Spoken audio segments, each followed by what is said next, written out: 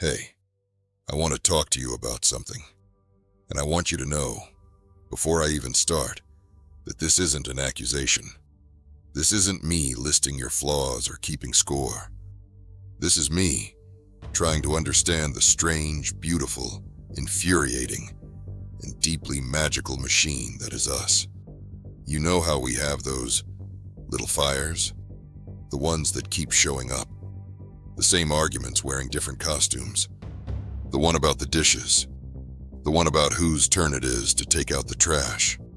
The one about how I leave my coffee mug on the counter. Or how you leave the lights on in the bathroom. Or how the toothpaste cap is never, ever put back on. These tiny, stupid, exhausting battles. For a long time, I thought these fights were about big things. I thought it was about the dishes. I thought if you just did the dishes, or if I just remembered the toothpaste, we'd be happy.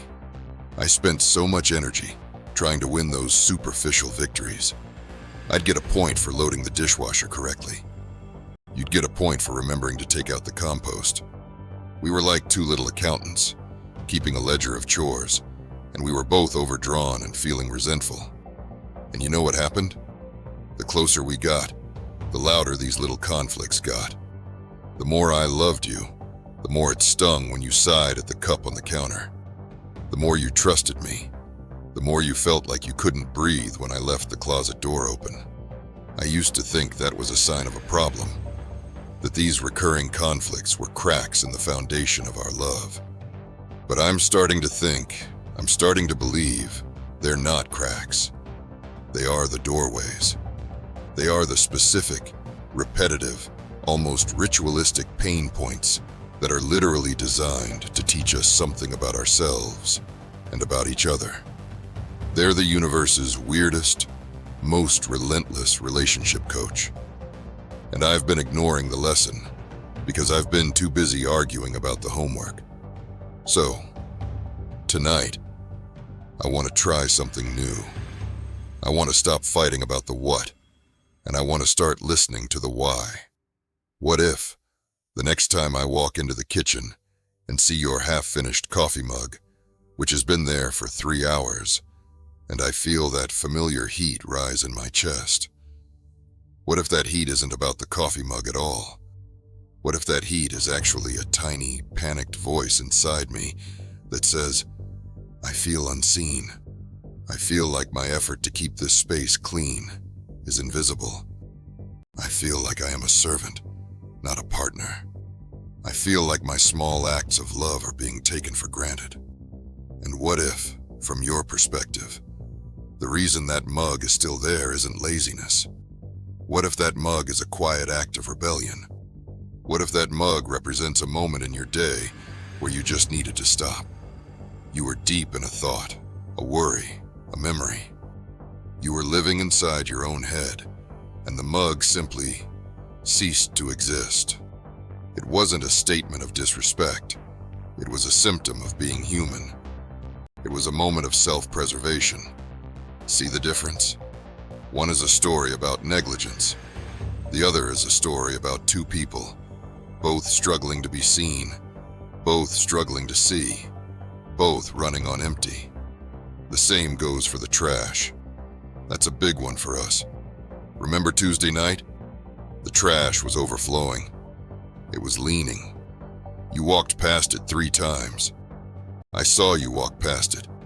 I saw you knew it was full, and you still chose not to take it out. I felt my whole body fill with a cold, thick resentment. And I thought, wow, she sees it. She knows this is my pet peeve. She knows I've had a long day, and she is choosing not to help.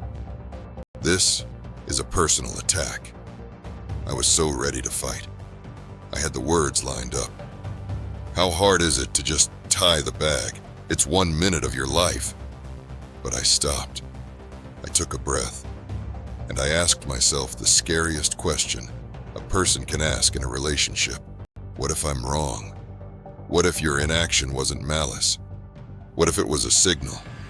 What if, in that moment, you were so overwhelmed by 1,000 other invisible things, A deadline, a friendship in turmoil, a memory of a parent who never let you rest, a deep, primal feeling of being on call all day and just needing one tiny, tiny second where no one asks anything of you.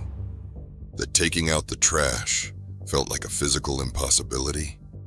What if it felt like one more demand on a soul that had already given out its last drop? And in that moment, my anger at the trash wasn't about the trash.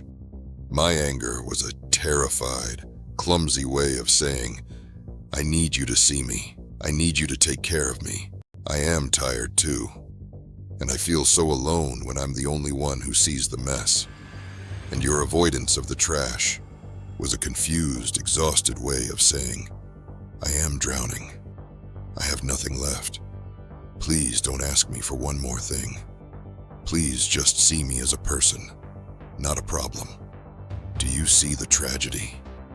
We were both standing in the same kitchen, both in pain, both craving the same thing: connection, ease, partnership. And we fought over a bag of banana peels. So how do we break this? How do we turn this from a war of attrition into a path of growth? I think it starts with a new language, a sign, a code word, a pause button. For me, I think the code word is going to be, this isn't about the dishes, is it? You say that to me. The next time I'm huffing and puffing about the coffee mug, you just say softly, babe, this isn't about the dishes, is it? And that will stop me cold. Because I'll have to admit the truth. No, I'll say. No, it's not. It's about me feeling like a maid. It's about me feeling like my love is taken for granted. It's about a fear that you don't respect our home the way I do. And then, and this is the scary part, I have to be brave enough to ask you the question. What was it about for you? Why was that coffee mug so hard to move? And I have to listen, truly listen, without interrupting to defend myself. I have to hear that you weren't being lazy. You were being human. And for you, maybe the code word is different. Maybe for you, when I'm nagging about the lights, you feel a wave of I can't do anything right, and you retreat.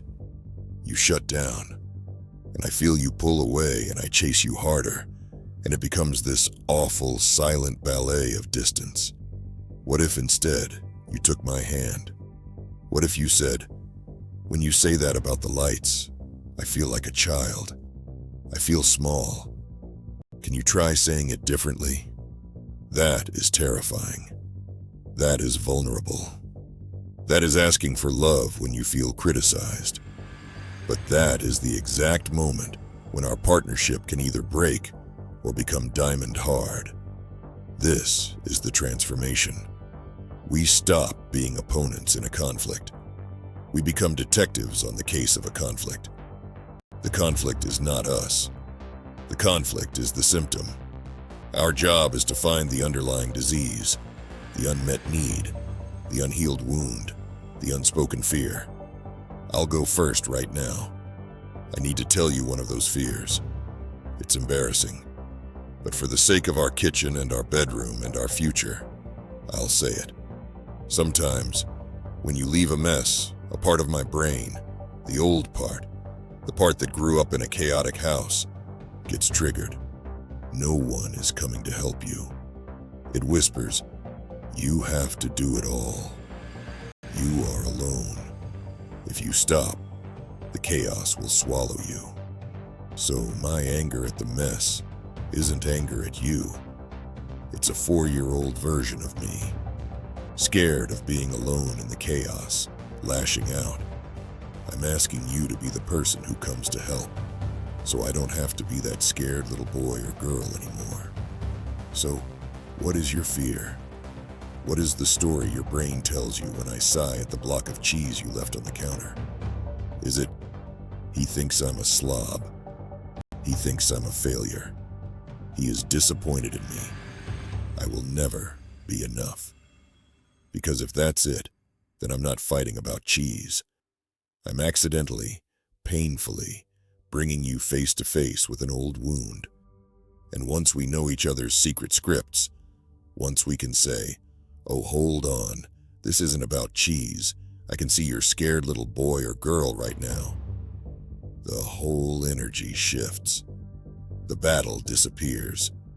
You don't want to fight a scared child. You want to wrap them in a blanket. This is what deeper emotional partnership means. It's not about never having conflict. That's a myth. It's about recognizing the conflict as a portal. It's an invitation to go deeper. Every time we choose to stay in the argument about the surface thing, we are choosing the shallow end of the pool.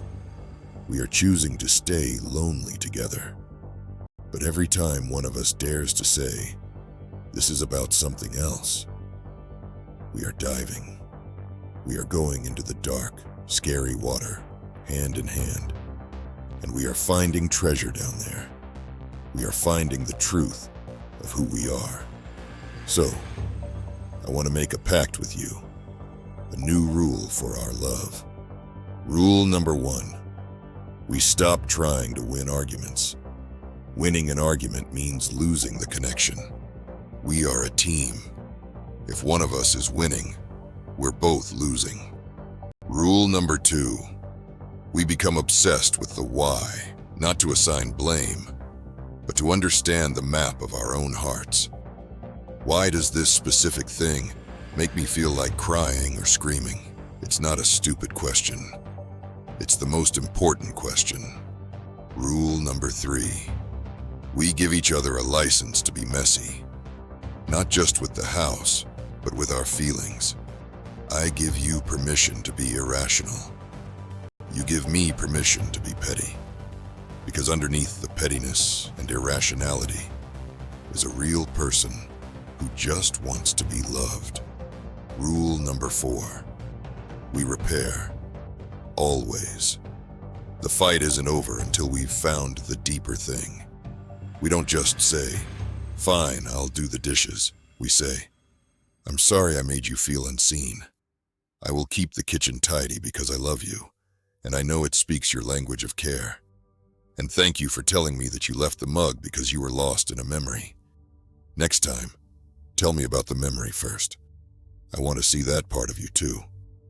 That kind of repair takes 10 minutes of conversation, but it saves 10 years of resentment. I love our life together. I love the smell of your hair on the pillowcase. I love the way you hum while you cook. I love falling asleep next to you. But I don't want a life that's just comfortable. I want a life that's deep. I want to know the parts of you that you keep hidden. And I want you to know the same about me. So, the next time I get that tight feeling in my jaw about the toilet paper roll, the next time you get that weary feeling in your shoulders about my dirty socks by the bed, let's not fight. Let's pause.